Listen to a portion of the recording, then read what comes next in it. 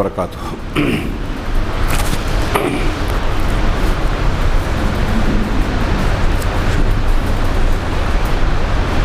ان الحمد للہ نحمده ونستعینه ونستغفره ونعوذ باللہ من شرور انفسنا وسیئات اعمالنا من يهده الله فلا مضل له ومن يضلل فلا هادي له واشهد ان لا اله الا الله وحده لا شريك له واشهد ان محمدا عبده ورسوله اما بعد فاعوذ بالله السميع العليم من الشيطان الرجيم بسم الله الرحمن الرحيم يا ايها الذين امنوا اتقوا الله حق تقاته ولا تموتن الا وانتم مسلمون يا ايها الناس اتقوا ربكم الذي خلقكم من نفس واحده وخلق منها زوجها وبث منهما رجالا كثيرا ونساء واتقوا الله الذي تساءلون به والارحام ان الله كان عليكم رقيبا يا ايها الذين امنوا اتقوا الله وقولوا قولا سديدا يصلح لكم اعمالكم ويغفر لكم ذنوبكم ومن يطع الله ورسوله فقد فاز فوزا عظيما اعوذ بالله من الشيطان الرجيم بسم الله الرحمن الرحيم شهر رمضان الذي انزل فيه القرآن هدى للناس وبينات من الهدى والفرقان فمن شهد منكم الشهر فليصم۔ اس مبارک مجلس کے صدر محترم ڈاکٹر دکتور طارق صاحب حفظہ اللہ، امیر جمعیت اہل حدیث مالیگاؤں اقبال سر حفظہ اللہ، دیگر بزرگوں، بھائیوں اور حاضرین کرام، آج کی اس مجلس کا مرکزی عنوان آپ جانتے ہیں استقبال رمضان۔ استقبال رمضان یہ عنوان آج کل مجھے ایسا محسوس ہوتا ہے، ہو سکتا ہے میں خطا کر رہا ہوں، کہ ایک رواج سا بن گیا ہے۔ ہم اس موضوع کو اور اس موضوع سے متعلق گفتگو کو رسمی اور رواجی طور پر دیکھتے اور سنتے ہیں۔ میرے اس جملے کا مقصود یا اشارہ اس جانب ہے کہ جس قدر سنجیدگی سے اہمیت دیتے ہوئے اس موضوع کی طرف متوجہ ہونا چاہیے اور اس معاملے میں عملی طور سے سنجیدگی اختیار کرنا چاہیے، بظاہر لوگوں میں وہ نظر نہیں آتی۔ رمضان کا استقبال کرنے کے لیے ہم سنجیدہ کیوں ہو جائیں، کیوں اس کے لیے دیگر چیزوں کے مقابلے میں اسے ترجیحی حیثیت دیں، اس بات کو محسوس کرنے کے لیے میں ہلکا سا ایک ذہن میں تازہ کرنا چاہتا ہوں، اپنی زندگی کی حقیقت اور موجودہ حالات کی طرف اشارہ کرتے ہوئے۔ زندگی کی حقیقت جو قرآن و حدیث نے بتایا، ایک جملے میں ہم یہ کہیں کہ یہ دنیا دارالابتلاء ہے، امتحان کی جگہ ہے۔ یہاں اچھائی برائی کا مقابلہ ہے، ایمان اور کفر کا مقابلہ ہے، توحید اور شرک کا مقابلہ ہے، اور نیکی اور برائی کا مقابلہ ہے۔ اور اسی امتحان کی بنیاد پر اللہ تبارک و تعالیٰ نے انسانوں کے اندر نیکی اور برائی دونوں کا مادہ، دونوں کی کشش رکھی ہے۔ اسی عنوان سے متعلق جمعہ کا خطبہ میں نے بلڈانہ میں دیا، اور وہاں آغاز گفتگو اسی میں بعض سلف کے اس قول سے کی تھی کہ اللہ تبارک و تعالیٰ نے فرشتوں کو عقل والا بنایا بغیر شہوت کے، اور جانوروں کو، بہائم کو شہوت والا بنایا بغیر عقل کے۔ بنی آدم کو اللہ نے پیدا کیا اور انہیں عقل اور شہوت دونوں کا مرکب اور مجموعہ بنایا۔ اب جس انسان کی عقل، شعور، نیکی اس کی بہیمیت پر، شہوت پر غالب آ جائے، وہ فرشتوں کی جماعت سے مل جاتا ہے، ان کی مشابہت اختیار کرتا ہے۔ اور جس انسان کے اندر شہوت کا غلبہ ہو جائے اور اس کی عقل، اس کا شعور دب جائے، مغلوب ہو جائے، تو وہ بہیمیت کی صفت سے متصف ہوتا ہے، اس پر وہ جانوروں سے، بہائم سے مل جاتا ہے، فرشتوں کی صفت سے دور ہو جاتا ہے۔ گویا ہمارے ذہن و دماغ، ہماری فطرت میں نیکی اور برائی کا مقابلہ جاری رہتا ہے، نیکی کا مادہ بھی ہے اور برائی کا، خیر اور شر دونوں۔ یہی امتحان ہے، اور ہم اور آپ یہ عقیدہ رکھتے ہیں کہ اس دنیا میں جو انسان خیر کرے گا وہ اگلی دنیا میں اچھا بدلہ پائے گا، جو شر پر قائم رہے گا وہ اگلی دنیا میں برا بدلہ اور انتہائی بھیانک انجام سے دوچار ہوگا۔ یہ ہماری زندگی کا ایک بنیادی مقصد اور فلسفہ ہے جو قرآن و حدیث اور ہمارے خالق و مالک نے بیان کیا۔ دوسری طرف آج ہم اپنی دنیا کے حالات کا جائزہ لیں، گھر سے لے کر عالمی سطح پر، تو ہمیں نظر آتا ہے کہ ہم مختلف قسم کے مسائل، فتنوں، مصیبتوں، پریشانیوں، دکھوں اور صدموں کے بیچ گھرے ہوئے ہیں۔ اللہ تبارک و تعالیٰ کی ربوبیت ہے، اس کا امتحان ہے۔ جب یہ دارالامتحان ہے، اس میں نشیب و فراز آئیں گے، اچھائی کے ساتھ برائی آئے گی، خوشی کے ساتھ غم ہوگا، یہ طے شدہ بات ہے۔ غم کہیں نہ ہو، دکھ کا پتہ نہ ہو دور دور تک، ایسی زندگی صرف جنت میں ملنے والی ہے، قرآن و حدیث بتاتی ہے۔ اب ہمارے مسائل کیا ہیں؟ معاشی مسائل،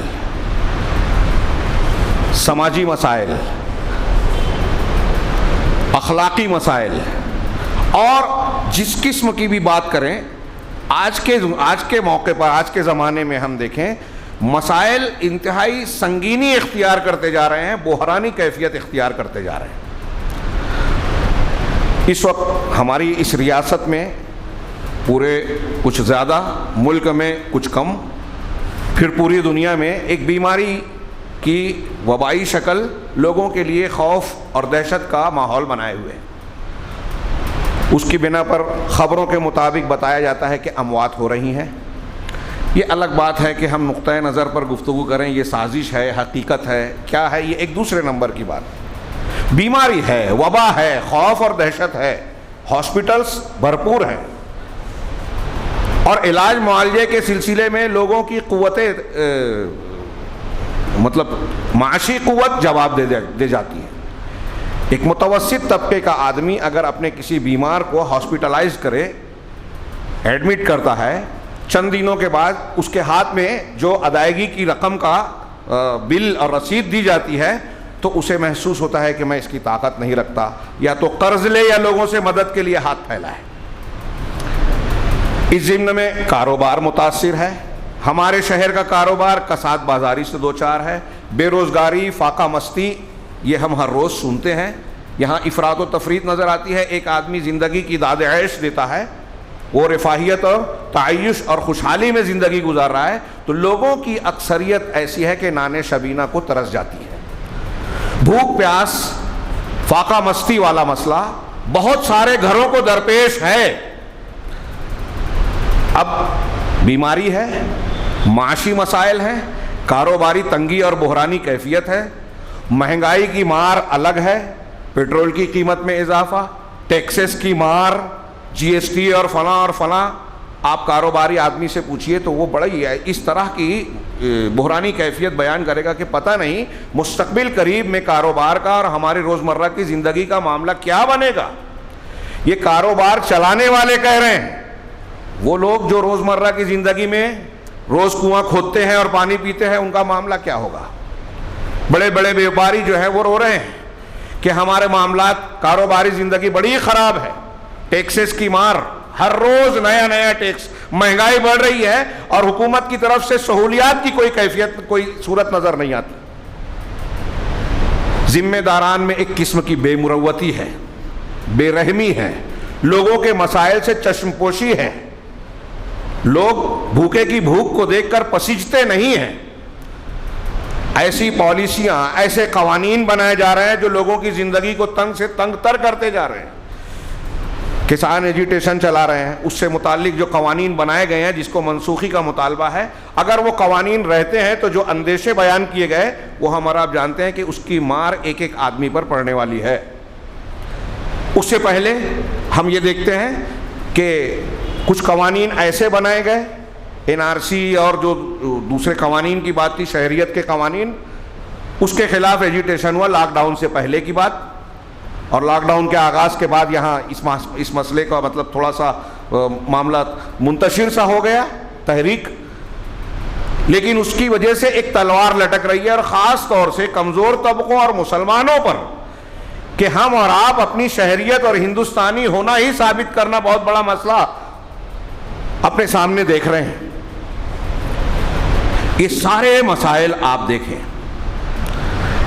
اس کی ہم جو بھی توجیحات اور لمبی چوڑی بحث کریں، ابھی آپ نے سنا کہ ہمارے سامنے پروردگار نے جو دین اور اسلام ہمیں دیا ہے وہ ہماری زندگی کے تمام مسائل کا حل پیش کرتا ہے، یہ کوئی ہوائی بات نہیں ہے۔ اللہ تبارک و تعالیٰ کی صرف ایک قرآن کی آیت اگر میں کہوں پیش کروں کہ یہ زندگی کے جو مسائل، جس نے زندگی کو تنگ اور تنگ سے تنگ تر بنا دیا ہے، ایک قرآن کی آیت دیکھیے، سورہ طٰہٰ کی بڑی مشہور آیت، میں سمجھتا ہوں اکثر لوگ اس کو یاد رکھتے ہوں گے۔ اللہ تبارک و تعالیٰ کا ارشاد ہے وَمَنْ أَعْرَضَ عَنْ ذِكْرِي فَإِنَّ لَهُ مَعِيشَةً ضَنْكَ وَنَحْشُرُهُ يَوْمَ الْقِيَامَةِ أَعْمَىٰ، کہ جو میرے ذکر سے اعراض کرے گا، انحراف برتے گا، تو اس کے لیے تنگ زندگی ہوگی، تنگ گزران ہوگا۔ قرآن کا ارشاد ہے، کوئی مذاق نہیں ہے، ہوائی بات نہیں ہے۔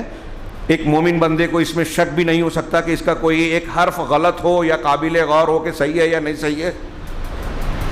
ایسا شک بھی آ گیا تو ہمارا ایمان خطرے میں پڑ جائے گا، کفر کی طرف چلے جائیں گے۔ ہمارا یقین ہے کہ یہ اللہ کا کلام ہے، اس میں غلطی کا سوال ہی نہیں۔ لا یأتیہ الباطل من بین یدیہ ولا من خلفہ تنزیل من حکیم حمید۔ تو جو شخص اللہ کے ذکر سے، ذکر کیا ہے؟ قرآن اس کی تشریح کے ساتھ دیکھیں تو حدیث یعنی دین اسلام، تو جو میرے ذکر سے یعنی میری دین سے، میری شریعت سے، میری کتاب سے اعراض کرے گا، اس کے لیے تنگ زندگی ہوگی۔ تنگ زندگی کی تشریح اٹھائیے کتابیں، تو راجح قول کے مطابق دنیا کی مصیبتیں، زندگی میں جو بھی پریشانیاں آتی ہیں جس سے انسان کی زندگی الجھنوں، پریشانیوں، صدموں، دکھوں سے دوچار ہوتی ہے، وہ سب تنگ زندگی کے، تنگ گزران کے معنی میں داخل ہے۔ فاقہ مستی، بیماری، خوف، دہشت، آپس کا اختلاف، جھگڑا، لڑائی، ساری چیزیں تنگ زندگی کے معنی میں شامل ہے، اور تنگ زندگی کے معنی میں عذاب قبر بھی ہے۔ اور پھر اس کے بعد وَنَحْشُرُهُ يَوْمَ الْقِيَامَةِ أَعْمَىٰ، ہم قیامت کے دن اسے اندھا بنا کر اٹھائیں گے۔ یہ اگلا جملہ بتا رہا ہے کہ پیچھے جو تنگ زندگی کی بات کی گئی ہے وہ قیامت سے پہلے کی ہے، دنیا کی زندگی اور قبر کی زندگی، برزخی زندگی کی بات۔ تو اب اس قرآن کی اس ایک آیت کو دیکھیے، ظہر الفساد فی البر والبحر بما کسبت ایدی الناس، جو سب کو یاد ہے کہ خشکی اور تری میں جو بھی فساد، بگاڑ، خرابیاں پیدا ہو رہی ہے، لوگوں کے اپنے کرتوتوں کا، لوگوں کی اپنی کارستانیوں کا نتیجہ ہے۔ یہ اللہ کا کلام ہے۔ اب یہ نتائج ہیں، اب اس کا حل بھی قرآن نے پیش کیا۔ مثال کے طور پہ روزی روٹی اور تنگی کی بات ہے، سورہ اعراف کی ایک آیت جہاں اللہ تبارک و تعالیٰ نے پچھلی قوموں کو تباہ و برباد اور نیست و نابود کرنے کا ذکر کیا، اس کے بعد ارشاد فرمایا وَلَوْ أَنَّ أَهْلَ الْقُرَىٰ آمَنُوا وَاتَّقَوْا لَفَتَحْنَا عَلَيْهِمْ بَرَكَاتٍ مِّنَ السَّمَاءِ وَالْأَرْضِ۔ استقبال رمضان کے عنوان پر ہم گفتگو کر رہے ہیں، غور کیجئے گا، آگے اس کا تعلق ہمارے موضوع سے سمجھ میں آئے گا کہ اگر یہ بستی کے لوگ جنہیں ہلاک برباد کیا گیا ایمان لے آتے، تباہ برباد کیا، اگر یہ ایمان لے آتے اور تقوی اختیار کرتے، اندر سے اور باہر سے اللہ تعالیٰ کے حوالے کر دیتے اپنے آپ کو، علمی اعتبار سے ہدایت قبول کرتے، عملی اعتبار سے نیک عمل کرتے، شریعت انبیاء پر عمل کرتے، لَفَتَحْنَا عَلَيْهِمْ بَرَكَاتٍ مِّنَ السَّمَاءِ وَالْأَرْضِ، تو ہم زمین اور آسمان کی برکتوں کے دروازے ان پر کھول دیتے، آسمان سے بھی بارش اور رحمتیں نازل ہوتی، زمین کی بھی پیداوار، معدنیات اور زمین کے خزانے ان کو فراوانی سے ملتے۔ آج ہمارے یہاں لوگ دنیا کے پیچھے بھاگ رہے ہیں، کیا کچھ کرتے ہیں حلال حرام کی تمیز کو کھو کر، دنیا کی کمائی اپنے بچوں کے مستقبل کی تعمیر کے نام پر ان کے مستقبل کو تباہ کرنے والا کام۔ اگر آپ انہیں حرام لقمہ کھلا رہے ہیں تو آپ ان کے مستقبل کو تباہ کر رہے ہیں، یہ طے شدہ بات۔ اور اگر آپ شریعت اور دین کی پابندی خود کر رہے ہیں، صحیح لقمہ انہیں کھلا رہے ہیں، تو آپ ان کے مستقبل کی حقیقی تعمیر کر رہے ہیں، چاہے آپ کم کھلا رہے ہیں، حلال روزی دے رہے ہیں، اچھے آداب، اخلاق اور دین کی تعلیمات اور دینی ماحول دے رہے ہیں۔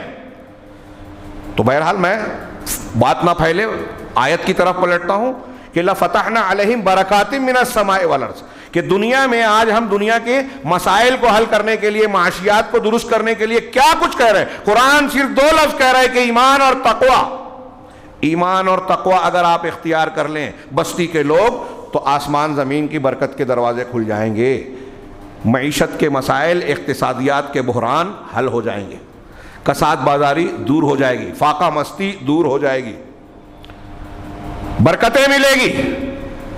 یہ ہاہاکار جو معاشی امور میں پھنسی ہے، یہ ٹیکسز کی مار، مہنگائی کی مار، سارے مسائل حل ہوں گے۔ وجہ حکومت کو ہم بیان کرتے ہیں، یہ بات عقائد کے بعد میں بار بار آتی ہے، یہ بات دماغ میں رکھنا چاہیے ہمیشہ کہ مہنگائی بڑھتی ہے، زلزلہ آیا، طوفان آیا، فلاں مصیبت پریشانی آئی، ہم سائنسی وجہ، جغرافیائی وجہ پر گفتگو کرتے ہیں، ٹھیک ہے، یہ اسباب ہو سکتے ہیں۔ یہ اسباب کس نے بنائے؟ پروردگار نے، رب العالمین نے۔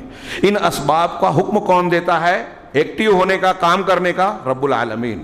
لہٰذا اگر قیمت بڑھتی ہے، مہنگائی بڑھتی ہے، تو مہنگائی بڑھانے والا بھی اللہ ہے، ٹیکسز بڑھانے والا بھی اللہ ہے، سبب کوئی بھی ہو۔ اور یہ جو سبب ہو رہا ہے یہ ہمارے اعمال کے نتائج ہیں، یہ میں نہیں کہہ رہا ہوں، قرآن حدیث۔ ظہر الفساد فی البر والبحر بما کسبت ایدی الناس، جو بنیادی طور پہ ہم نے جانا۔ اللہ کے ذکر سے اعراض برکتوں کو چھین لیتا ہے، رحمتیں روٹ جاتی ہے اللہ کی۔ تو نتیجہ بیان کیا کرنا چاہتا ہوں، مقصود کہ ایمان اور تقوی اگر ہوگا، آسمان اور زمین کی برکتیں حاصل ہوگی۔ ابھی ہم آگے جانیں گے کہ رمضان کے روزے انسان کو مومن، ایماندار اور متقی پرہیزگار بنانے کے لیے آئے ہیں۔ رمضان کا مہینہ اس لیے آیا ہے، یعنی آسمانوں اور زمینوں کی برکتوں کا حقدار بنانے اور اس کے راستے کو ہموار کرنے کے لیے رمضان آتا ہے۔ جب یہ ہمارا معاشی جو ہم پریشان ہیں، اس کو معاشی مسائل پر اور دوسری مسائل کو حل کرنے آ رہا ہے، تو کتنا سنجیدہ ہونا چاہیے اس کے استقبال کے لیے۔ ایک آیت پڑھی، دوسری ایک آیت کے حوالے سے ابھی ہم اخبار اٹھائیں، رپورٹیں پڑھیں، مسلمان اس بات سے مسلسل خوف زدہ ہے اور خوف زدہ کیا جاتا ہے کہ آپ کے خلاف آسمانوں میں بڑے بڑے منصوبے بن رہے ہیں، تیری بربادیوں کے مشورے ہیں آسمانوں میں، حکومت ہو، ایجنسیاں ہوں، عالمی طاقتیں ہوں، اقوام متحدہ کے مختلف ادارے ہوں، مالی ادارے ہوں، اور دوسرے جتنے بھی ادارے اور طاقتیں ہیں، تنظیمیں ہیں، مسلمانوں کے خلاف خاص طور سے منصوبے بنا رہی ہیں۔ ابھی ہم شبہات کے فتنوں کا جو سلسلہ دروس کا چل رہا ہے، اس میں کافی کچھ میں نے بیان کیا کہ کہاں کہاں سے اسلام اور مسلمانوں پر حملہ ہو رہا ہے۔ عقائد کے سلسلے میں ان کو مشکوک شکوک و شبہات میں مبتلا کرنے کی، ان کے دین کو بگاڑنے کی کوشش ہو رہی ہے۔ ہم تصور نہیں کر سکتے ایسے ایسے کام ہو رہے ہیں ہمارے مخالفین کی طرف سے۔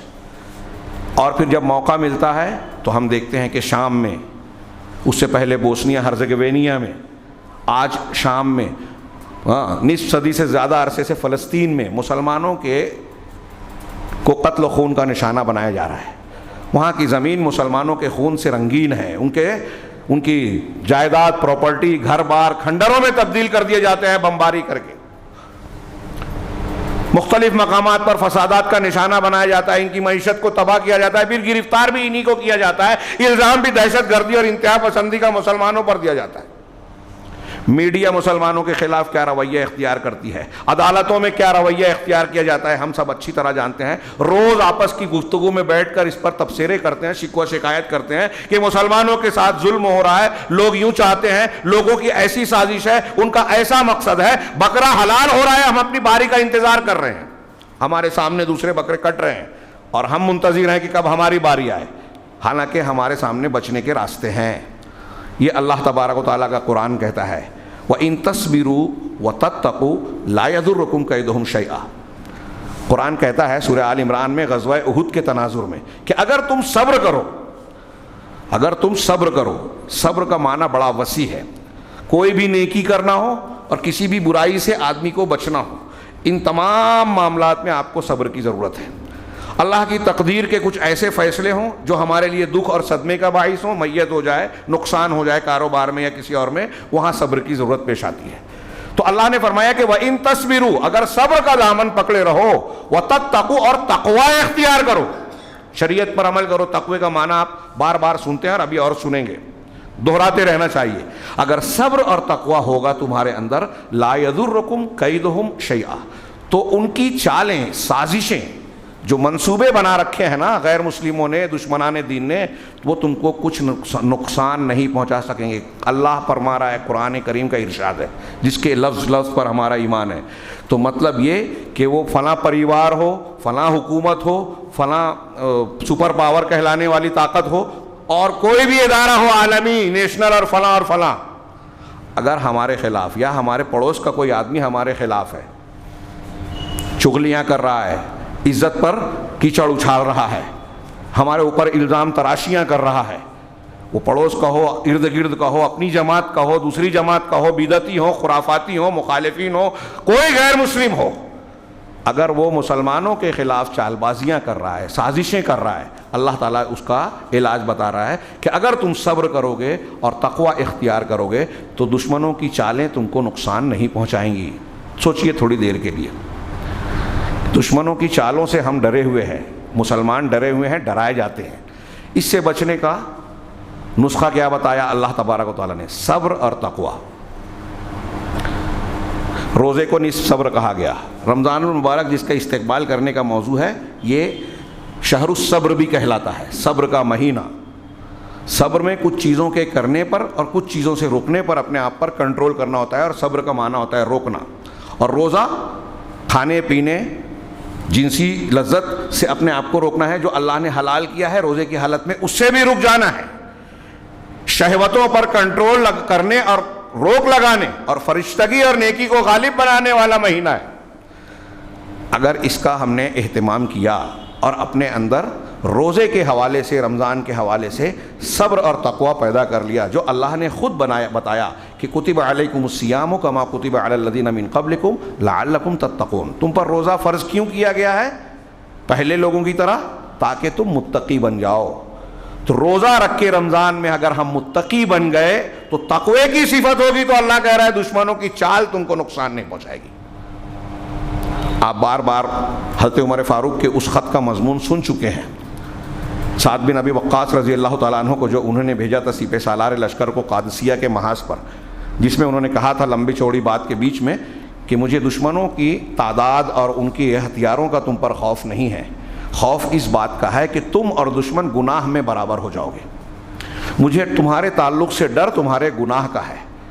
تقوی کو اپنا ہتھیار بناؤ, لازم پکڑو.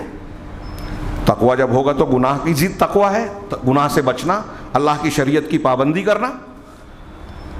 میں نے بلڈانہ میں بنیادی طور سے یہی نقطہ بیان کیا کہ ہماری دنیا کا مسئلہ ہو, برزخ کا معاملہ ہو, آخرت میں کامیابی کا معاملہ, ہر جگہ خطرہ ہمارے لیے ہمارے گناہ ہیں.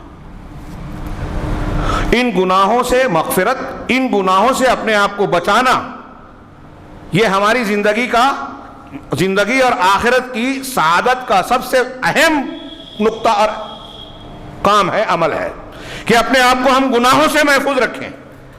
اور تقوی جب پیدا ہوگا تو اس کے لیے بڑی بنیادی بات یہی ہے کہ ہم گناہ سے بچ گئے. حضرت عمر کہتے ہیں کہ دشمنوں کے خلاف سب سے بڑی چال اور سب سے بڑا ہتھیار تقوی ہے. یہ ہتھیار اور فلاں چیزیں نہیں, دنیا کے اسباب نہیں, تقوی. جو تقوی اگر آپ کا اندر رہے گا تو اللہ کی مدد رہے گی. ہاں, بدر و حنین میں حضرت عمر نے اس خط میں لکھا کہ اللہ نے اسی تقوی, نیکی اور ایمان کی بنیاد پر مسلمانوں کی مدد کی تھی اور دشمنوں پر مسلمانوں کو فتح اور غلبہ دیا. اگر تم اور دشمن گناہ میں ایک جیسے ہو جاؤ گے تو اللہ کی مدد نہیں ہوگی, اور جب اللہ کی مدد نہیں ہوگی تو جس کی تعداد زیادہ, ہتھیار بہتر ہے, اس کو غلبہ ملے گا. اور اگر ایمان اور تقوی ہے تو اللہ تبارک و تعالیٰ نے ہمارے سامنے ایسے واقعات بھی پیش کیے ان بیانات کے ساتھ ساتھ کہ ابراہیم علیہ السلام اکیلے ہیں, کوئی دنیا کے اسباب نہیں ہیں, پیچھے کوئی فوج لشکر اور جتھا نہیں تھا. پوری نمرودیت اور پوری قوم مخالف ہے لیکن جلا نہیں سکی آگ میں. حضرت موسیٰ علیہ السلام اور بنی اسرائیل کو تباہ نہیں کر سکے. اللہ کے رسول صلی اللہ علیہ وسلم کو سارے قبیلے والے مل کر شب ہجرت قتل نہیں کر سکے, کئی مرتبہ کوشش کی, نہیں کر سکے, کیونکہ اللہ کی مدد تھی. تقوی اور صبر تھا نا وہاں, تو دشمن کی چالیں کام نہیں کر سکی. ہمارے خلاف دشمن کی چالیں کام کرتی ہے. وہ چاہتے ہیں فساد کرنا, کروا لیتے ہیں. وہ چاہتے ہیں مسلمانوں کی معیشت کو تباہ کرنا, کر لیتے ہیں. وہ چاہتے ہیں کہ مسلمان پریشانیوں کا شکار ہوں, آپس میں لڑے جھگڑے, ہم کرتے ہیں. کیوں؟ ان کی چالیں اس لیے کامیاب ہوتی ہے کہ ہمارے اندر تقوی نہیں ہے. رمضان المبارک ہم کو متقی اگر بنا رہا ہے تو اس کا مطلب یہ کہ دشمنوں کی چالوں، سازشوں، ان کے ارادوں سے ہم کو بچانے کا انتظام کر رہا ہے۔ رمضان ہمیں دشمنوں سے بچانے والا بھی ہے۔ ایک آیت اور دنیاوی اعتبار سے اللہ تعالیٰ کا بہت مشہور ارشاد ہے، وَمَن يَتَّقِ اللَّهَ يَجْعَل لَهُ مَخْرَجًا، جو اللہ سے ڈرے گا، تقوی اختیار کرے گا اللہ کا، اللہ اس کے لیے مخرج پیدا کر دے گا۔ مخرج یعنی راستہ۔ کہاں سے راستہ؟ یعنی ہر مصیبت، تکلیف، پریشانی، دکھ، صدمے سے نکلنے کا راستہ۔ آج کتنے مسائل ہمارے سامنے ایسے آتے ہیں کہ حل ہوتا ہی نہیں ہے۔ عقل مند اور دانشور آدمی حدیث کے ہی الفاظ میں حیران ہو جاتا ہے، حل نظر نہیں آتا، معاملے کی اور چھوڑ نہیں مل پاتی، پریشانی کے بعد ہم چھوڑ دیتے ہیں۔ اللہ تعالیٰ کا وعدہ ہے، قرآن مجید میں ارشاد ہے، جو ہمارا ایمان ہے غلط نہیں ہو سکتا، جو اللہ سے ڈرے گا، تقوی اختیار کرے گا تو ہر مصیبت سے، آج ہمارے سامنے کتنی مصیبت، کورونا کی مصیبت ہو، معاشی تنگی کی حالت ہو، آپ کے اوپر قرض ہو، کسی دشمن کا خوف ہو، بے روزگاری کا معاملہ ہو، آپ کا بچہ، اس کی تعلیم کا مسئلہ ہو، کوئی بھی مسئلہ ہو، اللہ تعالیٰ اس مسئلے سے نکلنے کی راہ پیدا کر دے گا۔ وَيَرْزُقْهُ مِنْ حَيْثُ لَا يَحْتَسِبُ، اور ہمارے لیے بہت بڑا مسئلہ ہے روزی اور روٹی کا، اس کے سلسلے میں مختلف لوگوں کا دباؤ قبول کرتے ہیں، سیٹ صاحب سے دبے رہتے ہیں کہ اگر ناراض ہو گئے تو نوکری سے نکال دیں گے، ناراض ہو گئے تو ہمارے اسکول سے ہماری نوکری چلی جائے گی، فلاں جگہ سے ہم چلے جائیں گے، یا ہمارا یہ بھتہ، ہم کو زکوٰۃ ملنا بند ہو جائے گی، صدقہ و خیرات نہیں ملے گا، اس بنیاد پر چاپلوسی کی جائے اور یہ کیا جائے۔ اللہ تعالیٰ کہہ رہا ہے کہ یہ سب سے تمہارے معاشی مسائل حل نہیں ہوں گے، پریشان کے پریشان رہو گے، حل کیسے ہوں گے؟ اللہ کا تقوی ہوگا تو اللہ ایسے راستے سے روزی دے گا کہ تم سوچ نہیں سکتے۔ ایمان اور یقین تو ہو، کب ہوگا؟ جب دل میں تقوی ہو۔ روزہ رمضان ہم کو متقی بناتا ہے، اس کا مطلب یہ ہوا کہ رمضان کے روزے ہماری مصیبتوں کو حل کرنے اور معاشی تنگی کو دور کرنے آ رہے ہیں کہ ہم متقی ہو جائیں گے تو اللہ ایسے راستوں سے ہم کو روزی دے گا کہ ہمارا گمان بھی نہیں ہوگا، ہم کو مصیبتوں سے، پریشانیوں سے اللہ نکال لے گا، ہاں، بیماری سے بچائے گا، وبا سے بچائے گا، ہو گئی تو آسانی سے شفا دے گا، میڈیکل کا ایسا بل ہمارے ہاتھ میں نہیں آئے گا جس کے لیے ہم کو لوگوں کے سامنے ہاتھ پھیلانا پڑے یا ہم رسوائی کا شکار ہو۔ اللہ تعالیٰ نکلنے کا راستہ پیدا کر دے گا، عزت کے ساتھ، بے عزت نہیں ہوگا آدمی۔ یہ میں نے چند باتیں بتائی دنیاوی اعتبار سے، اور بھی کئی آیتیں ہیں کہ تقوی کے ذریعے سے دنیا کے مسائل، مصیبتیں، پریشانیاں اللہ حل کرے گا۔ یہ قرآن کی 3-4 آیتیں اس بات کو کافی ہے بتانے کے لیے کہ ہمارا جو بھی دنیا کا مسئلہ ہے اس کا حل ہمارے گناہوں سے بچنے میں، تقوی اختیار کرنے میں، اپنے آپ کو اللہ کے اور اللہ کی شریعت کے حوالے کرنے میں ہے۔ اور رمضان کا مہینہ اسی کے لیے آتا ہے کہ ہم قرآن کے نزول کے اس ماہ میں، مہینے میں قرآنی بندے بن جائیں، متقی پرہیزگار بن جائیں۔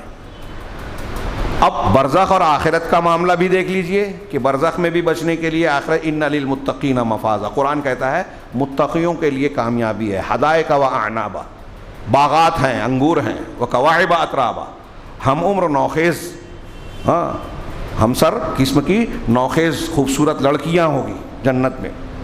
قرآن کہہ رہا ہے کن کے لیے؟ متقیوں کے لیے۔ ان المتقین فی ظلال و عیون، متقی سایوں میں اور چشموں میں ہوں گے۔ اب یہ جو چیزیں بیان کی گئی ہیں حدیثوں میں، ان کی تشریح ہے کہ یہ نعمتیں، یہ جنت کی لڑکیاں، جنت کے انگور، جنت کے باغات، جنت کی نہریں، جنت کا سایہ کتنا عظیم الشان ہوگا، ہم تصور نہیں کر سکتے، نہ آنکھ نے دیکھا، نہ کان نے سنا، نہ دل نے اس کو سوچا۔ قرآن کہتا ہے ان الابرار لفی نعیم، ان کے نیک لوگ نعمتوں میں ہوں گے، پھر ان نعمتوں کا تذکرہ کر کے آخر میں اللہ تعالیٰ کہتا ہے وفی ذالک فلیتنافس المتنافسون، اس سلسلے میں لوگوں کو ایک دوسرے سے آگے بڑھنے کی کوشش کرنا چاہیے، یعنی کمپٹیشن کرنا چاہیے۔ دنیا کے معاملے میں کیا، یہ تو آپ کتنی بھی کما لو چھوڑ کے جانا ہی ہے، پوری دنیا کے کما لو، کما نہیں پائیں گے، لیکن بنا لو پوری دنیا، خرید لو تو کس کی رہے گی؟ آپ کی نہیں، آپ مر جائیں گے، آپ کے ورثہ کی۔ آپ کا کیا رہے گا؟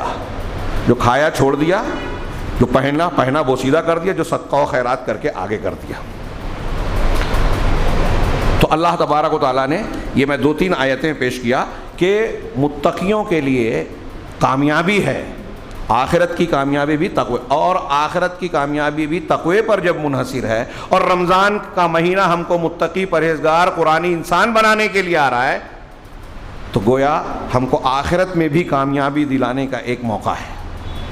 اور یہ اللہ تبارک و تعالیٰ کا ایک انتظام ہے کہ اس امت محمدیہ کو اگر اوسط عمر 60 سال دی، پچھلی امتوں کو زیادہ عمریں دی تھی، تو یہ 60 سال کی عمر میں رب العالمین نے ایسی عظمتیں، نعمتیں، فضائل، برکات عطا فرمائے امت محمدیہ کو کہ 60 سال کی اوسط عمر میں بھی ایک بندہ مومن پچھلی امتوں کے ہزاروں سال کے اعمال سے زیادہ نیکیاں کما سکتا ہے. ہزاروں سال کے، مبالغہ نہیں کر رہا ہوں، کیونکہ یہ جو رمضان صرف دیا نا، ایسی اور بھی بہت سی فضیلت کی چیزیں ہیں. عربی زبان کی ایک مستقل کتاب ہے جس میں یہ بتایا کہ کون کون سے ایسے اعمال ہیں کہ آپ عمل کم کریں گے اور اجر و ثواب آپ کو بہت زیادہ ملے گا. اس میں انہوں نے ایک لمبی چوڑی فہرست بیان کی ہے قرآن و حدیث سے. ان میں سے ایک سب سے نمایاں چیز جو ہے یہ رمضان المبارک ہے. قرآن کے نزول کا مہینہ، صبر کا مہینہ، نیکیوں کا موسم بہار، احسان کا مہینہ، لوگوں کے ساتھ حسن سلوک کرنے کا مہینہ، ہمدردی کرنے کا مہینہ، اپنے ہاتھوں کو کھلا رکھنے کا مہینہ، قرآن سے جڑنے، قرآن سننے سنانے کا مہینہ، اللہ سے قریب ہونے کا مہینہ روزے کی حالت میں، دعاؤں کے قبول ہونے کا مہینہ، توبہ استغفار اور گناہوں سے چھٹکارا حاصل کر کے اللہ کی مغفرت اور جہنم سے آزادی حاصل کرنے کا مہینہ. یہ جو میں نے ایک ایک جملہ کہا، یہ قرآن و حدیث کی دلیلیں اس پر شاہد ہیں کہ اللہ اور رسول اللہ صلی اللہ علیہ وسلم نے بتایا ہے کہ رمضان میں اللہ تعالیٰ ان چیزوں کو آسان کر دیتا ہے. یہ ہم پر سایہ فغن ہے، ہمارے مسائل کا حل پیش کر رہا ہے. اس میں ایک رات صرف ایسی ہے جس میں عبادت کرنا 1000 مہینوں سے بہتر. جو میں نے عرض کیا کہ 60 سال کی اوسط عمر میں آپ ہزاروں سال کا اجر و ثواب کما سکتے ہیں. صرف رمضان کی چند راتیں آپ کو، یعنی لیلۃ القدر اگر آپ کو مل گئی ایمان اور اخلاص کے ساتھ، تو کیا کہنے ہیں. اب اس کی فضیلت کے تعلق سے میں ادھر آتا ہوں کہ رمضان کے استقبال، ہمارا یہ مسائل کا حل، رمضان کا کی مقصد، اور اس میں تو یہ جو مقصد حاصل ہوتا ہے، اللہ تبارک و تعالیٰ نے اس مقصد کو فراہم کرنے کے لیے، بندوں پر انعام دینے کے لیے کیا کیا انتظامات کیے ہیں. میں کوئی نئی بات نہیں کر رہا ہوں، لیکن آپ ذہن میں تازہ کیجئے. فذکر فإن الذکر تنفع المؤمنین. اللہ کے رسول سے اللہ نے کہا کہ آپ یاد دہانی کیجئے، تذکیر کیجئے، اس لیے کہ یہ تذکیر مومنوں کو فائدہ پہنچاتی ہے. تو ہم تذکیراً کہہ رہے ہیں. آپ دیکھیے کہ رمضان المبارک کی شروعات جیسے ہی ہوتی ہے، اذا دخل شہر رمضان، بخاری مسلم کی حدیث، کہ جب رمضان کا مہینہ داخل ہوتا ہے تو کیا نتیجہ ہوتا ہے. جیسے ہی ہلال نظر آیا، فتحت ابواب السماء. بخاری مسلم کی روایت میں، ایک روایت میں ہے آسمان کے دروازے کھول دیے جاتے ہیں، بعض روایتوں میں ہے فتحت ابواب الجنہ، جنت کے دروازے کھول دیے جاتے ہیں. وغلقت ابواب جہنم، اور جہنم کے دروازے بند کر دیے جاتے ہیں. وسلسلت الشیاطین، اور شیاطین کو پاب زنجیر کر دیا جاتا ہے، بنا دیا جاتا ہے، قید کر دیا جاتا ہے.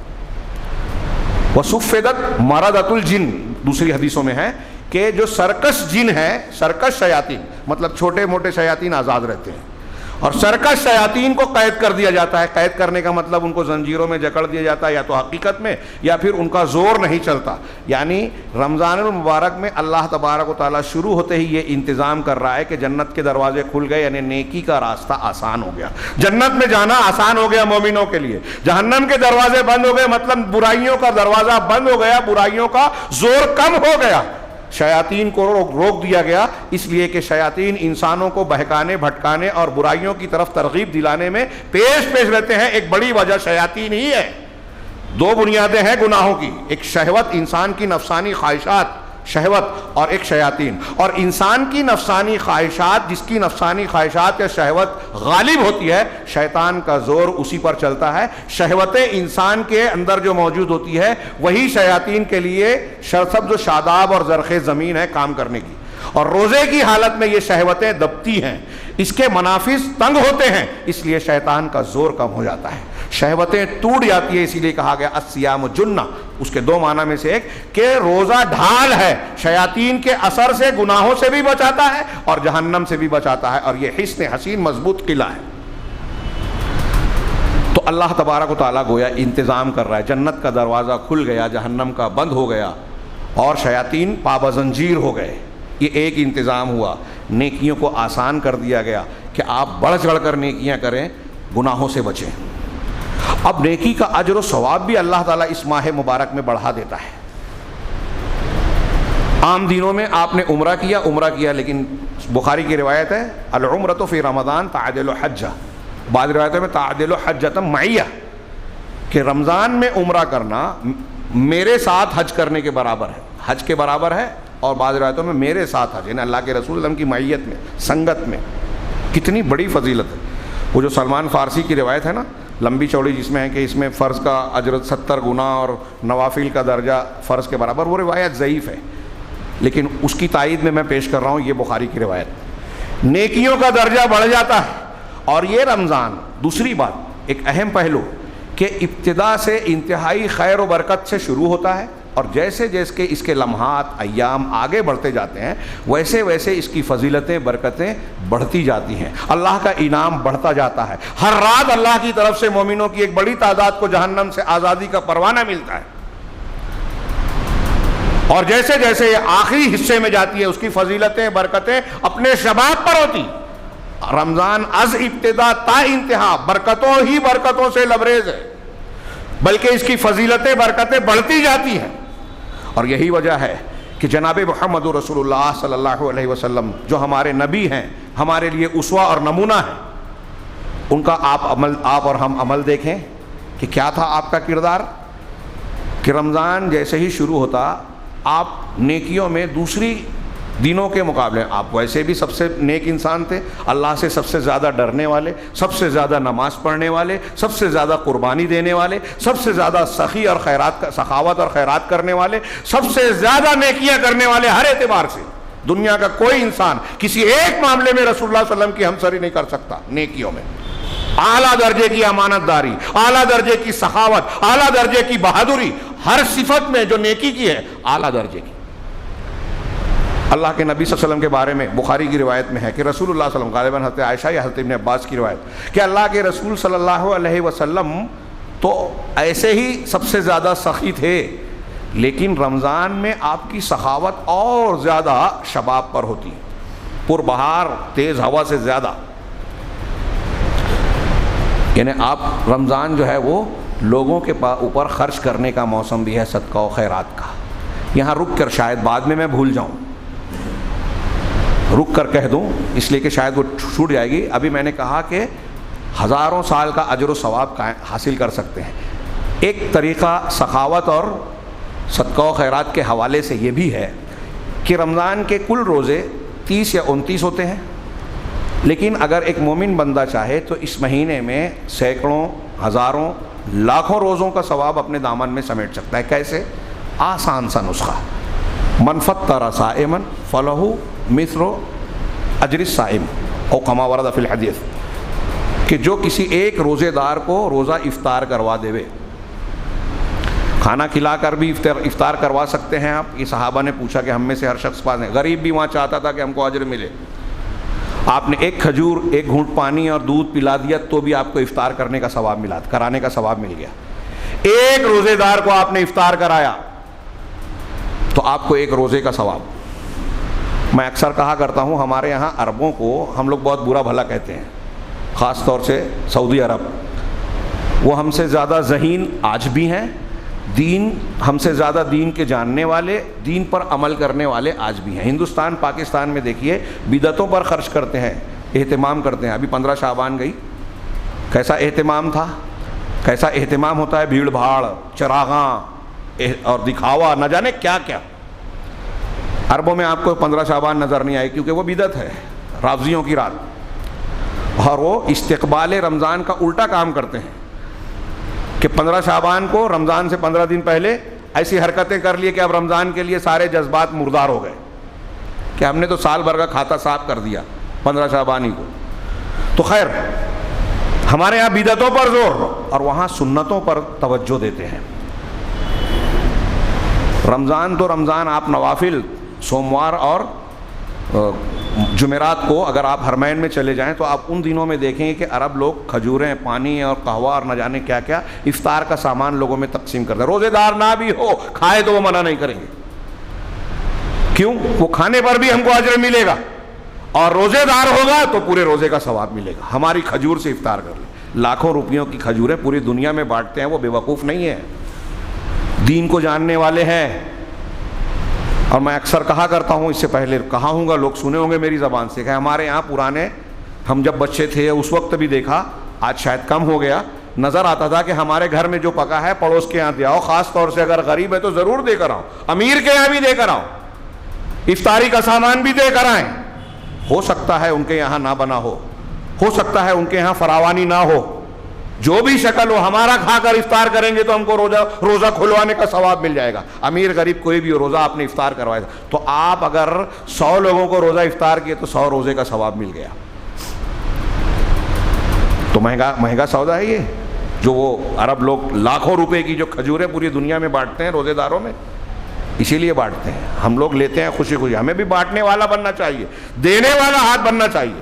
تو نبی کریم صلی اللہ علیہ وسلم کا اسوہ بتاتا ہے کہ یہ مہینہ صدقہ و خیرات کا، لوگوں کی ہمدردی کا، لوگوں کے دکھ درد میں شریک ہونے یا ان کا حل کرنے کا موسم بھی ہے، اور اس سے بڑی کوئی نیکی ہے ہی نہیں فرائض کے بعد۔ اس کی فضیلت میں ہم بہت سی باتیں جانتے ہیں، بیان کر سکتے ہیں۔ تو اللہ کے رسول صلی اللہ علیہ وسلم کے بارے میں کہا کہ آپ رمضان میں آپ کی سخاوت شباب پر ہوتی تھی، ہاں، جب آپ جبرائیل سے ملاقات کرتے تھے، اور وہ حضرت جبرائیل جب ملتے تھے رمضان المبارک میں تو یدارسہ القرآن کا لفظ ہے بخاری کی روایت میں کہ آپ سے قرآن کا مدارسہ کرتے تھے۔ اس حوالے سے میں یہ عرض کر سکتا ہوں، وقت زیادہ نہیں ہے، صرف اشارے، اس کی تفصیلات آپ دوسرے دروس خطبات میں سنتے رہیں گے کہ رمضان خرچ کرنے کا بھی مہینہ ہے۔ نبی پاک صلی اللہ علیہ وسلم کا یہ عمل، حضرت جبرائیل علیہ السلام اور آپ اہتمام کر رہے ہیں قرآن سننے سنانے کا، یعنی قرآن سے جڑنے کا۔ عام حالات میں بھی قرآن کا حق ہے، اور اس مہینے میں اور زیادہ قرآن سے جڑنا چاہیے، اس لیے کہ نزول قرآن کا مہینہ ہے، اور اسی نزول قرآن کی بنیاد پر رمضان کی فضیلتیں ہیں۔ بلکہ اللہ نے ہر کتاب کو، ابراہیم اور اسماعیل موسیٰ پر نازل ہونے والے صحیفوں کو بھی رمضان میں ہی نازل کیا روایتوں کے مطابق۔ یہ رمضان کو چنا رب العالمین نے، لہذا استقبال رمضان کے حوالے سے ہم یہ کہہ سکتے ہیں کہ اللہ تعالیٰ نے رمضان کو عزت دی، تعظیم دی، تو ہمیں بھی اس کی تعظیم کرنی چاہیے، سنجیدگی سے اس کی اہمیت کو سمجھنا چاہیے۔ یہ کوئی سرسری طور سے سنا اور بھول گئے، یہ معاملہ نہیں ہونا چاہیے۔ اللہ نے اس کو عظمتوں سے نوازا، لہذا بندے مومن کے دل میں اس کی عظمت ہونی چاہیے۔ تو اللہ تبارک و تعالیٰ یہ حضرت جبرائیل سے قرآن سن رہے ہیں، سنا رہے ہیں، اور آخری سال میں اللہ کے رسول نے جتنا قرآن نازل ہوا تھا 2 مرتبہ پورا قرآن سنایا۔ اسی کی سنت میں ہم یہ کوشش کرتے ہیں، فرض نہیں، ضروری نہیں ہے کہ قیام اللیل میں، تراویح میں یہ ہم پورا قرآن سن لے میں، سنانے والا حافظ سنا دے وے، تاکہ اس سنت پر بھی عمل ہو اور قرآن کی زندگی اور قرآن کے حفظ کا معاملہ بھی پختہ سے پختہ ہوتا رہے، اور سننے سنانے کے ذریعے سے قرآن کی تعلیم اور اس کو زندہ رکھنے کی بھی ایک روایت اور سنت قائم ہو، اور یہ ہونی چاہیے۔ اب یہاں رک کر ایک اور فضیلت کی طرف اشارہ کروں، ایک روزے کی فضیلت، قیام اللیل کی فضیلت، رمضان کی فضیلت، اور بات کو میں استقبال رمضان کے موضوع پر جوڑ دوں گا بات کو سمیٹ کر، حالانکہ بہت کچھ باقی ہے، لیکن ہمارے محترم دکتور باقی ہیں، خطبہ صدارت ہمیں سننا ہے۔ ایک روایت، روزے کی فضیلت میں بہت ساری حدیثیں اور آیتیں موجود ہیں۔ ایک حدیث بخاری مسلم کی ایک روایت ہے ابو سعید خدری رضی اللہ تعالیٰ عنہ سے، ہاں، من صام یوما فی سبیل اللہ، اس میں رمضان کے روزے کی قید نہیں ہے حدیث کے الفاظ میں، جو اللہ کی راہ میں ایک دن کا روزہ رکھے، اللہ کی راہ میں یہاں کہا، اور آگے جو حدیث پیش کرے من صام رمضان ایمانا و احتسابا، یہ شرط ہے، ایمان اور احتساب کے ساتھ، ایمان کے ساتھ کہ اللہ کا حکم ہے، اس کی تابعداری فرما برداری کرتے ہوئے میں روزہ رکھ رہا ہوں، رسم کے طور پر نہیں، لوگوں کی دیکھے دیکھا کے طور پر نہیں، دکھاوے کے لیے نہیں، بیان کرنے کے لیے نہیں، ایمان کی بنیاد پر اور اجر و ثواب کی جب اجر و ثواب کی امید رہے گی تو اللہ تعالیٰ کے لیے ہی رکھے گا بندہ، اور اسی لیے اللہ نے کہا الصوم لی وانا اجزی بہ، روزہ میرے لیے اور میں اس کی جزا دوں گا۔ امام غزالی کہتے ہیں کہ روزے کے شرف اور فضیلت کے لیے یہی ایک بات صرف کافی ہے، صرف یہی ایک بات کہ اللہ تعالیٰ کہہ رہا ہے حدیث قدسی میں کہ روزہ میرے لیے، بندہ میرے لیے اپنی شہوت کو، اپنی خواہشات کو چھوڑتا ہے، یہ میرے اور اس کے درمیان بھید ہے۔ اللہ نے اپنے گھر کو کہا بیت اللہ، مسجدوں کو بیت اللہ کہا، یہ اللہ کے گھروں مسجدوں کی شرف اور منزلت کے لیے کافی ہے۔ ایسے ہی روزے کے عمل کے بارے میں کہا کہ روزہ میرے لیے ہے، یہ اس کی فضیلت کے لیے کافی ہے۔ تو میں عرض کر رہا تھا کہ جو ایک دن کا روزہ اللہ کے راہ میں رکھے گا، اللہ کے نبی صلی اللہ علیہ وسلم فرمایا اللہ تعالیٰ اس کی ذات کو، وجہہ کا لفظ ہے، بعد اللہ وجہہ، ہاں، اللہ تعالیٰ اس کے چہرے کو، یعنی اس کو، ہاں، جہنم سے 70 سال کی مسافت دور کر دے گا. جہنم سے اتنی دور کر دے گا کہ اس کے اور جہنم کے درمیان 70 سال کا فاصلہ ہوگا. ہمارے لیے سب سے بڑا مسئلہ کیا ہے؟ اگر ایک مسلمان سے پوچھا جائے کہ سب سے اہم اور ترجیح دینے والا معاملہ ہمارے نزدیک کیا ہونا چاہیے زندگی میں، تو پہلا اور بلا کسی تردد کے جواب ہونا چاہیے کہ جہنم سے ہم بچ جائیں. حضرت عمر فاروق صحابہ کرام روتے تھے. حضرت عمر فاروق سے یہ مروی ہے، کہتے کہ اللہ جنت نہ دے چل جائے گا لیکن جہنم سے بچا لے. کتنی بھیانک جگہ اس کے جو مناظر قرآن نے بیان کیا، عذاب کی تفصیلات بیان کی. اگر ہم ایمان کے ساتھ پڑھ لیں تو واقعی کھانا پینا سونا ہمارے لیے مسئلہ ہو جائے گا. جو آپ اللہ کے رسول نے بتایا کہ تم اپنے بستروں پر آرام کرنا چھوڑ دو گے، میدان میں نکل جاؤ گے اور اللہ سے گڑ گڑاتے رہو گے. اگر وہ چیز جو میں جانتا ہوں تم جان جاؤ، جو چیز میں جانتا ہوں تم اسے دیکھ لو، جان جاؤ. خیر، تو اللہ تعالیٰ جہنم سے 70 سال دور ایک روزہ رکھنے سے عام، اور رمضان کا روزہ تو فرض ہے، رکن اسلام ہے. فمن شہد منکم الشہر فلیصم کتب علیکم الصیام، تم پر روزہ فرض کیا گیا ہے. یہ رکن اسلام ہے. شہادتین نماز کے بعد ایک درجہ، زکوٰۃ کے بعد روزہ. کسی نے اگر انکار کیا تو کافر ہو جائے گا. تو رمضان کا روزہ ایک دن رکھے 70 سال کے مسافت پر.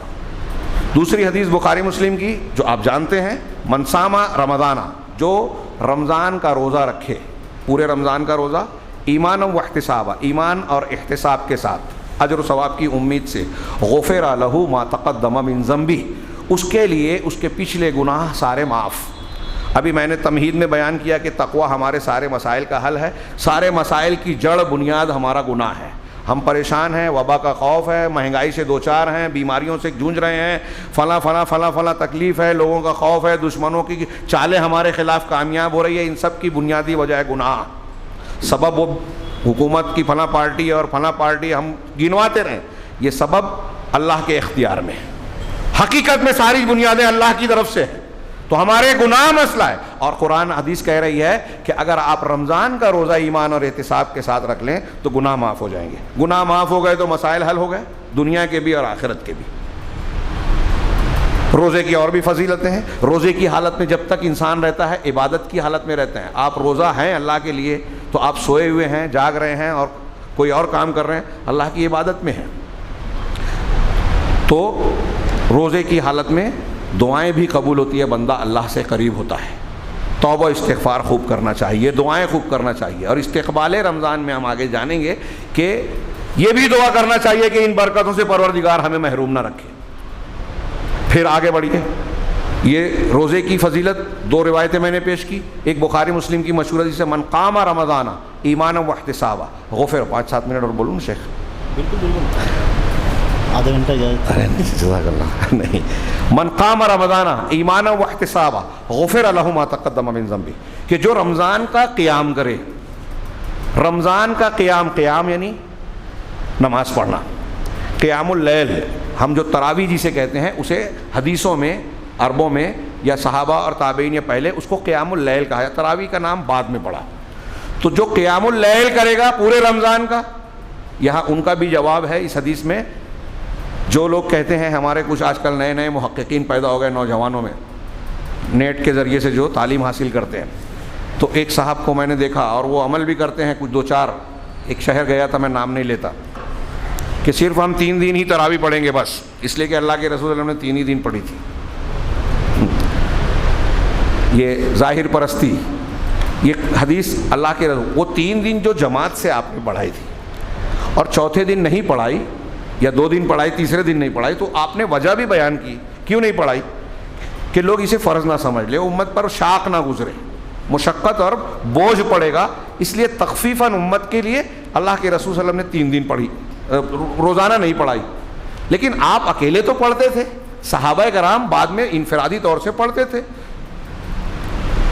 اور یہ حدیث جو میں نے ابھی پڑھی، من قام رمضان، جس نے رمضان کا قیام کیا، ایک حسن درجے کی، ایک مسند احمد وغیرہ کی روایت ہے کہ اللہ تعالیٰ نے رمضان کے دن کے روزے کو فرض کیا اور رات کے قیام کو میں نے مسنون قرار دیا.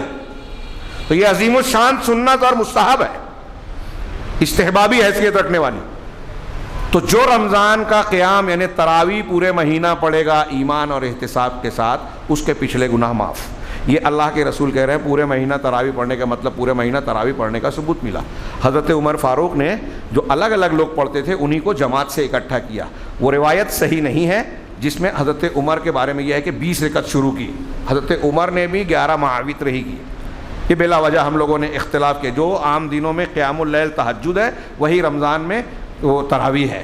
اس کا ثبوت حضرت عائشہ کی وہ روایت ہے جس میں صحابی رسول نے حضرت سلمہ نے پوچھا، ابو سلمہ نے، کہ اللہ کے رسول کی رمضان کے رات کی نماز کیسی ہوتی ہے؟ تو انہوں نے کیا جواب دیا کہ رمضان ہو یا غیر رمضان، آپ کی رات کی نماز 11 رکعت مع وتر سے زیادہ نہیں ہوتی تھی۔ اور پھر آپ نے اس کی کیفیت بیان کی۔ تھوڑی دیر کے لیے غور کیجئے، میں اکثر یہ بات کہتا ہوں کہ یہ اختلاف آپ کرتے ہیں۔ آپ سوچئے اگر اللہ کے رسول صلی اللہ علیہ وسلم نے تراویح 20 رکعت پڑھی، تہجد 8 رکعت پڑھی، تو 20 اور 8 28 رات کی 28 ہو گئی، پھر وتر 3 ملائیں تو 31 ہو گئی۔ اب اگر 31 رکعت بنتی تو حضرت عائشہ صدیقہ کا یہ بیان صحیح ہے کیا کہ رمضان یا غیر رمضان میں آپ کی رات کی نماز 11 سے زیادہ نہیں ہوتی تھی؟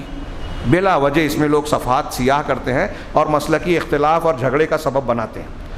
جو علماء زائد کے قائل ہیں تو بہت سارے یہ کہتے ہیں کہ اس کے بغیر تعین کے نفل سمجھ کر آپ پڑھ سکتے ہیں۔ آپ 16 پڑھیں، 18 پڑھیں، 20 پڑھیں، 36 پڑھیں۔ ائمہ کرام سے مختلف اقوال جو مروی ہیں وہ اس کی استحبابی کیفیت بیان کرتے ہیں۔ تو نفل سمجھ کر آپ زائد پڑھ سکتے ہیں لیکن متعین نہیں کر سکتے۔ متعین کیا تو دین میں بدعت ہو گئی۔ شیخ ابن باز رحمہ اللہ نے کہا تھا کہ 20 نفل سمجھ کر پڑھ سکتے ہیں، تو علامہ البانی نے اس پر تعاقب کرتے ہوئے یہی کہا کہ اگر نفل سمجھ کر پڑھنا ہے تو آپ متعین کرنے والے کون؟ جس کو نبی کریم صلی اللہ علیہ وسلم نے متعین کیا ہے وہی شریعت ہے، وہی سنت ہے۔ اور جب آپ مان رہے ہیں کہ نبی کی سنت 8 ہے تو آپ 20 کو سنت نہیں کہہ سکتے اور اس کو متعین نہیں کر سکتے۔ خیر اس میں اور بھی بحث کے گنجائش ہے، ہم اس وقت میں مسئلوں پر بات نہیں کر رہا ہوں۔ تو یہ قیام اللیل جو سنت کے مطابق کیا جائے گا۔ اب یہ بھی ایک پہلو ہے کہ ہر عمل عبادات میں ضروری ہے کہ مسنون طریقے کا، شاید بعد میں بھول جاؤں، رمضان آتے ہی جب لوگ جوش میں آتے ہیں تو اب ایسے ایسے اعمال، ایسی دعائیں جو قرآن و حدیث سے ثابت نہیں ہیں اس کو اختیار کر لیتے ہیں۔ روزے کی نیت کا کے الفاظ میڈ ان انڈیا بنائے ہوئے نویتو کا کیا بتاتے ہیں ہم؟ اللہم انی اصوم و غدن، آج روزہ رکھتے ہیں اور کہتے ہیں کل روزہ، غدن یعنی کل، بھئی صبح ہو گئی، آج کا دن شروع ہو گیا۔ اور اگر آپ اس سے پہلے بھی کہہ رہے ہو تو بہرحال معنی میں اگر میں نے غلطی بھی کی تو بہرحال یہ بناوٹی دعا ہے، سنت سے نہیں ہے۔ یہ آپ جائیے ہمارے حنفی مسجدوں میں لگی ہوئی ہے تسبیح تراویح، کہاں سے آئی؟ Made in India. اللہ کے رسول صحابہ کرام نہیں جانتے تھے، تو اس پر عمل کرنے والے لوگ اللہ کے رسول صلی اللہ علیہ وسلم سے زیادہ دین جانتے ہیں، صحابہ سے زیادہ آگے ہیں نیکیوں میں۔ روزہ افطار کرنے کے اللہم لک صمت وعلی رزقک افطرت، تو یہ خود ضعیف ہے۔ بعض لوگوں نے کہا عمل کر لے، لیکن اس ضعیف میں بھی اضافہ کرتے ہیں۔ ایسے نہ جانے کتنی دعائیں، اعمال ایسے ہیں جو قرآن حدیث سے ثابت نہیں اسے کر رہے ہیں۔ بہرحال روزہ رکھنے کی ایک فضیلت ہے، قیام اللیل کی فضیلت ہے، قرآن کے سے جڑنے کی فضیلت ہے، سخاوت کی ترغیب ہے۔ اب رمضان جیسے جیسے آگے بڑھ رہا ہے آپ نیکیوں میں آگے بڑھتے جائیں۔ یاد رکھیے رمضان کا مہینہ جنت کمانے کا، مغفرت اللہ کو منانے کا، اپنی گناہوں سے توبہ کر کے رب کو منانے کا مہینہ ہے، نیکیوں کا مہینہ ہے، آخرت کی تعمیر کا مہینہ ہے۔ یہ تجارت کا مہینہ نہیں ہے کہ عید کی تیاری کے نام پر آپ جو ہے یہ کہیں کہ یہ سیزن ہے، ٹیلر کا سیزن ہے، کپڑا بیچنے والوں کا سیزن ہے، کھجوریں بیچنے والوں کا، فلاں کا۔ ٹھیک ہے وہ سیزن اور برکتیں ملتی ہو، لیکن اس کو اہمیت دے کر نمازوں اور فرائض میں جو ہے پابندی نہ کرنا، اس سے غفلت برتنا، یہ انتہائی محرومی کی بات ہے، بہت محرومی کی بات ہے۔ لوگوں نے کہا کہ بہت سارے مسلمان رمضان میں زیادہ گناہ کرتے ہیں، کیوں؟ کہ دن میں لاش کی طرح پڑے رہے، نہ نماز، نہ نیکیاں، نہ تلاوت، اور رات بھر جو ہے دوست و احباب کے حلقوں میں گپ شپ کر رہے ہیں، کھانا پینے میں جو مشغول ہیں، الٹی سیدھی حرکتیں، غیبت، چغلی۔ کچھ لوگ اب تو موبائل ہاتھ میں آ گیا ہے، گیم کھیل رہے ہیں، ٹی وی سیریلز دیکھ رہے ہیں، فلمیں دیکھ رہے ہیں، ننگی تصویریں دیکھ رہے ہیں رمضان میں۔ جبکہ یہ اللہ تعالیٰ میں نے جو فضیلتیں بتائی کہ برائی کرنے والا رک جائے، نیکی کرنے والا آگے بڑھے، ہر رات میں فرشتہ ندا دیتا ہے، بخاری مسلم کی حدیث میں کہ نیکی کے کرنے والے آگے بڑھ، برائی کرنے والے رک جا۔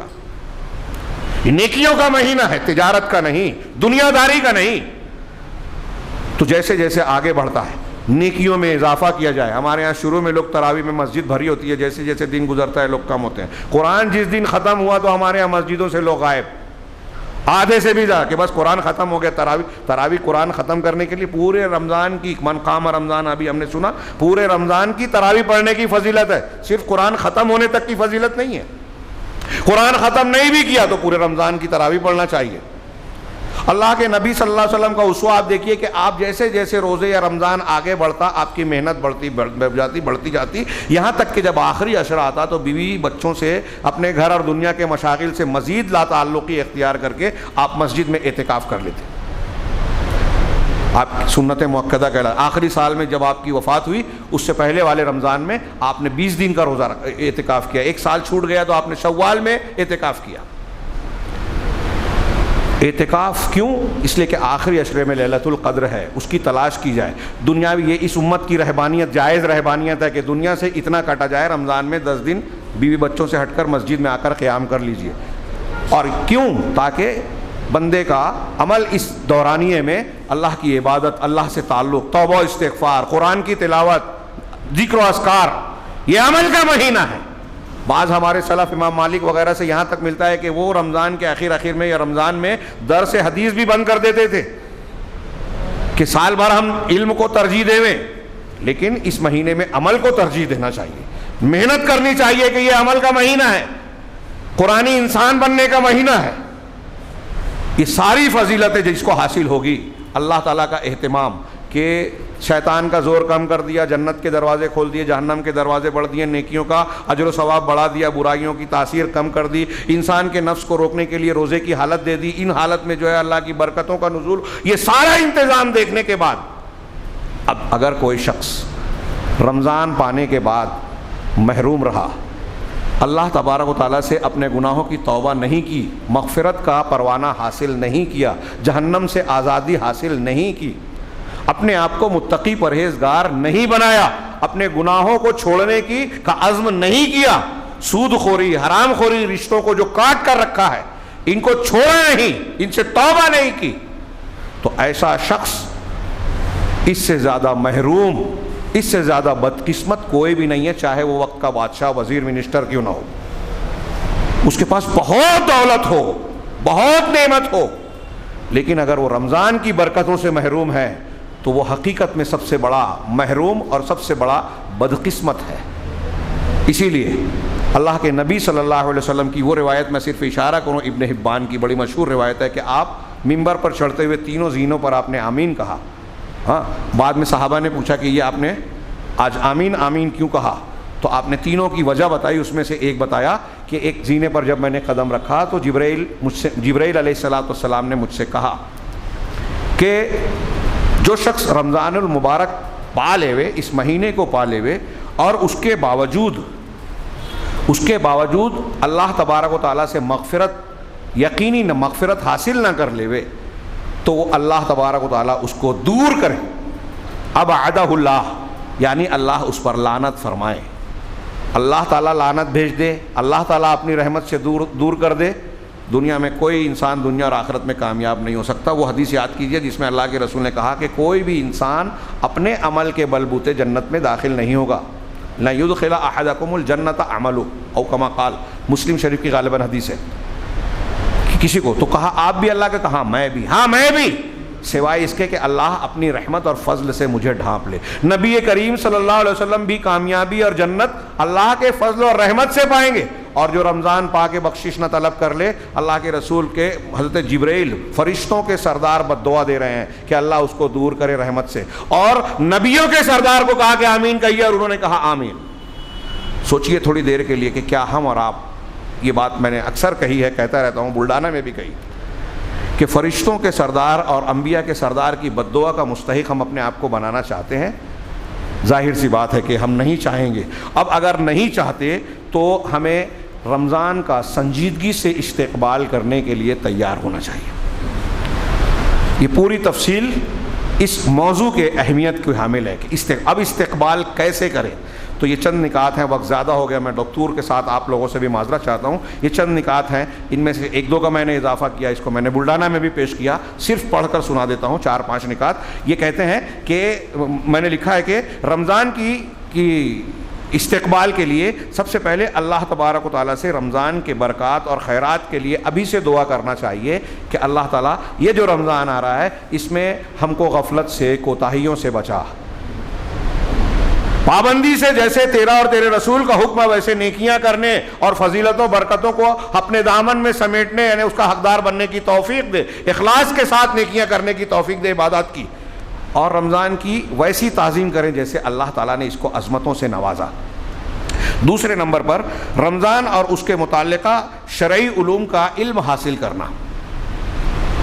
جب ہم روزہ رکھنے جا رہے ہیں، سحری، افطار، تراویح اور دوسری چیزیں، تو قرآن حدیث کی صحیح تعلیم حاصل کرنا. میں نے ابھی اشارہ کیا کہ کتنے لوگ نیکیاں کرتے ہیں لیکن بدعت کر کے ان نیکیوں پر پانی پھیر دیتے ہیں. بدعت جب آپ نے شامل کر دی تو نیکی رد ہو گئی، چھوٹی موٹی بات نہیں ہے. آپ محنت کر رہے ہیں لیکن بدعت کے ساتھ کر رہے ہیں تو آپ کی محنت بیکار ہے.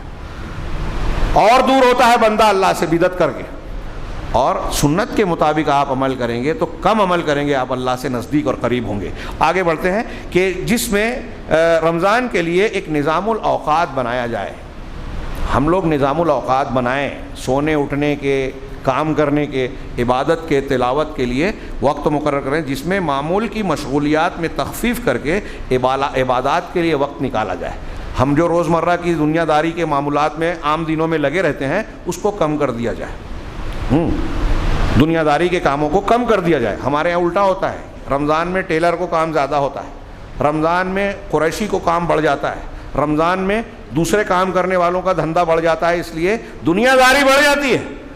جبکہ صحابہ، سلف اور آج بہت سارے اہل عرب اور اہل ایمان کا یہ معمول ہے، رہا ہے اور ہے، کہ دنیا کے کام رمضان میں بقدر ضرورت کیے جائے اور عبادات کے لیے زیادہ وقت نکالا جائے. اور گھر کا ماحول دیندار بنایا جائے، گھروں میں نگرانی کی جائے کہ ہمارے بچے موبائل وغیرہ میں وقت ضائع تو نہیں کر رہے ہیں، اس کے مقابل قرآن کی تلاوت کریں، حلقہ درس قرآن ہو، قرآن کو نہ صرف تلاوت کی جائے بلکہ اس کو سمجھنے کی کوشش کی جائے، قرآن کا حق سمجھے. یتلونہ حق تلاوت ہی. قرآن کو ہمارے ہاں لوگ مقابلہ کرتے ہیں، میں نے 10 مرتبہ ختم کیا، میں نے اتنی مرتبہ ختم کیا، اور جو اتنی مرتبہ ختم کرتے ہیں وہ قرآن کا مذاق اڑاتے ہیں. قرآن پڑھ رہے ہیں، قرآن جگہ جگہ کہہ رہے ہیں شرک مت کرو، یہ شرک کرتے ہیں، گنڈا تعویذ کرتے ہیں، غیر اللہ کی قسمیں کھاتے ہیں، مزارات پہ جاتے ہیں، نہ جانے کون کون سا شرک، پھر اس کے علاوہ جادو ٹونا اور نہ جانے کیا کیا بدعت اور خرافات کرتے ہیں. قرآن کہتا ہے اللہ نے سود کو حرام کیا، یہ 10 مرتبہ قرآن ختم کیا لیکن سود کو کھاتا ہے. تو قرآن ختم کہاں کیا؟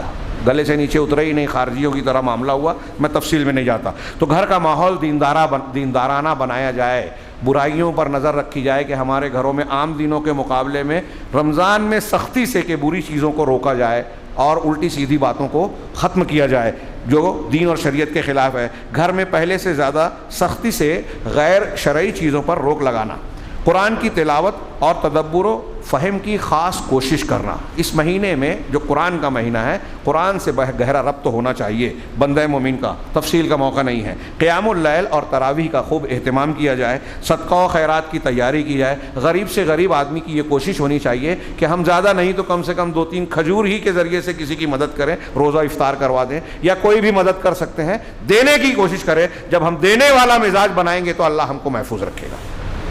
اس سے پہلے آپ اور ہم جانتے ہیں مالیگاؤں شہر یہ بات کہتا رہا ہے کہ کورونا کے معاملے میں مالیگاؤں شہر میں اللہ کا خصوصی کرم اور احسان نظر آیا. تو اس کی ایک وجہ جو ہماری سمجھ میں آئی وہ یہ کہ اس پریشانی کے حالات میں مسلمانوں نے بڑھ چڑھ کر جو ہے اللہ کے راستے میں، صرف مالیگاؤں ہی نہیں باہر بھی اللہ کے راستے میں خرچ کیا، بندوں کی مدد کی، لوگوں کے کام آئے، بھوک پیاس کا مسئلہ حل کرنے کی کوشش کی.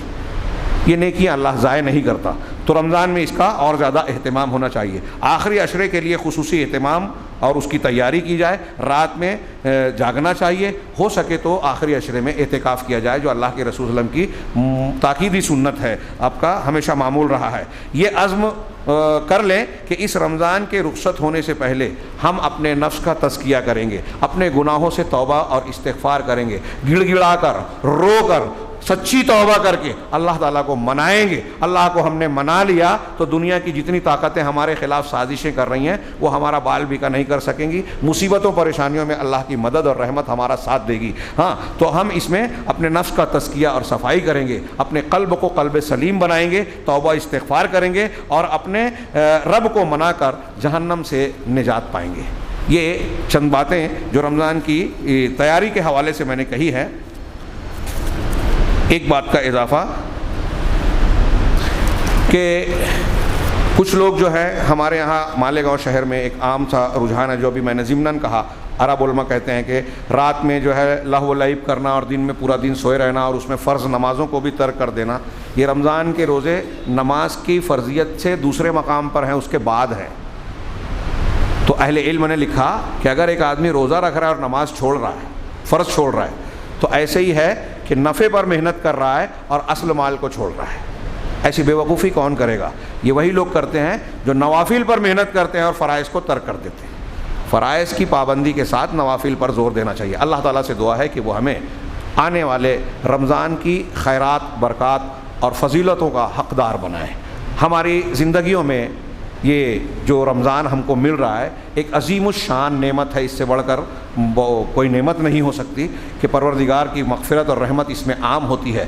ہو سکتا ہے کہ ہم میں سے کچھ لوگ اگلا رمضان نہ پا سکیں، لہذا رب العالمین سے ہم دعا کرتے ہیں کہ یہ رمضان ہماری جہنم سے آزادی اور جنت میں داخلے کی راہ ہموار کرنے کا ذریعہ بن جائے۔ پروردگار ہم سے اس رمضان المبارک میں راضی ہو جائے اور ہمارے درجات کو، نیکیوں کے مقام کو اونچے سے اونچا بنا دے۔ اقول قولی ھذا واستغفر اللہ لکم ولسائر المسلمین وصلی اللہ علی نبینا محمد وآخر دعوانا ان الحمد للہ رب العالمین۔ السلام علیکم۔